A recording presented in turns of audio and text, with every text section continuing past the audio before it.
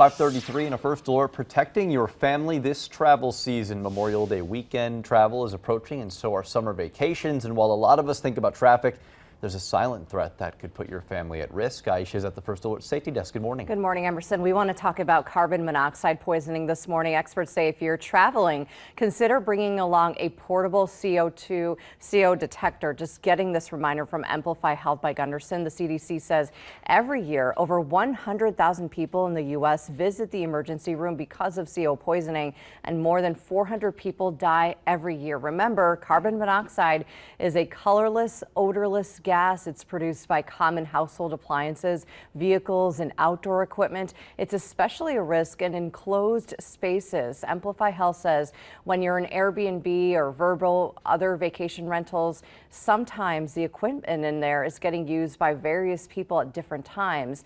And then right here, this is what you're seeing from the Jenkins Foundation, a nonprofit organization. It's dedicated to the prevention of deaths and injuries due to carbon monoxide poisoning. Great resource.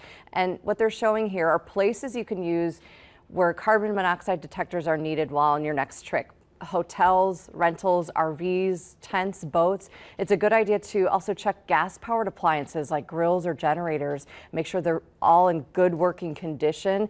Emplify Health says it's important to know the symptoms of CO poisoning too. If you or anyone in your group while on vacation experiences headaches, dizziness, confusion, evacuate the area and get some fresh air. Call authorities immediately if need be also. Lastly, you might remember earlier this year, authorities say the son of a retired New York Yankee baseball player died in a hotel room due to carbon monoxide poisoning. So again, this is a silent threat we should all take seriously, Tam.